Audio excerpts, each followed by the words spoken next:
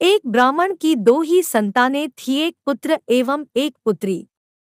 पुत्री बहुत समझदार एवं गुणवती थी। वह अपने भाई से जीजान से प्यार करती थी। एक दिन उसका भाई उससे मिलने उसकी ससुराल पहुंचा। उस समय वह सूत काटने में व्यस्त आता उसे भाई के आने का पता ही न चल सका। भाई भी बिना कुछ बोले चुपचाप एक ओर बैठा रहा।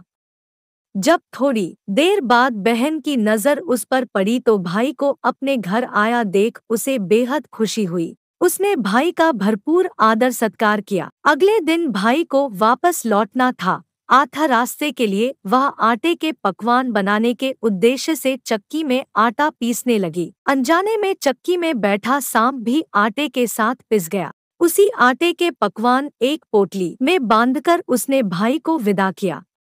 और उसके घर से जाने के बाद जब उसे यह मालूम हुआ कि आटे में सांप पिस गया है, तो अपने पुत्र को पालने में ही सोता छोड़कर वह अपने भाई के प्राणों की रक्षा के लिए दौड़ी। कुछ दूर जाने पर उसे एक पेड़ की छांव में अपना भाई सोता दिखाई दिया। उसने अभी तक पोटली में से कुछ भी नहीं खाया था।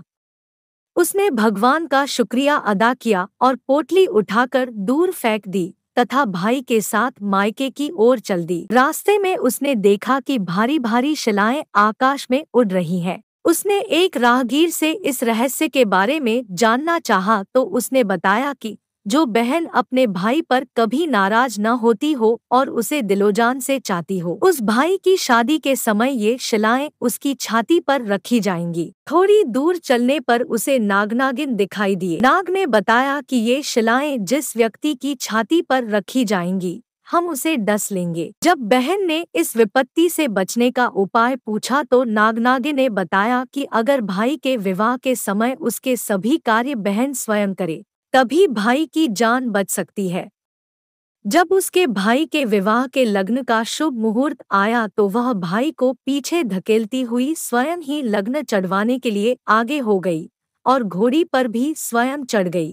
परिवारजन और संबंधी उसके इस विचित्र व्यवहार से हैरान तथा क्रोधित थे। उसके घोड़ी पर चढ़ते ही शिलाएं उड़ती उड़ती आई, लेकिन घोड़ी पर किसी पुरुष की जगह एक महिला को बैठी देख वापस मुड़ गई। परिवार के सभी सदस्य तथा सभी रिश्तेदार उसके इस अजीबोगरीब व्यवहार से बेहद आश्चर्यचकित और खफा थे। उन्हें उस पर गुस्सा तो बहुत आ रहा था, लेकिन उसके जिद के समक्ष सभी विवश थे। शादी की पहली रात पर नियत समय पर नागनागिन उसके भाई को डसने कमरे में पहुंच गए। उसने नागनागिन को मारने की सारी तैयारी पहले ही कर रखी थी। आखिरकार उसने नागनागिन का काम तमाम कर ही दिया और उसके बाद वह निश्चिंत होकर सो गई। सुबह होने पर सभी मेहमानों को विदा करने के बाद परिवार वालों ने सोचा कि अब इस बला को भी कुछ बचा खुचा देकर यहाँ से चलता कर दिया जाए। नींद से जागने पर जब उसने पूरी घटना के बारे में सबको विस्तार से बताया,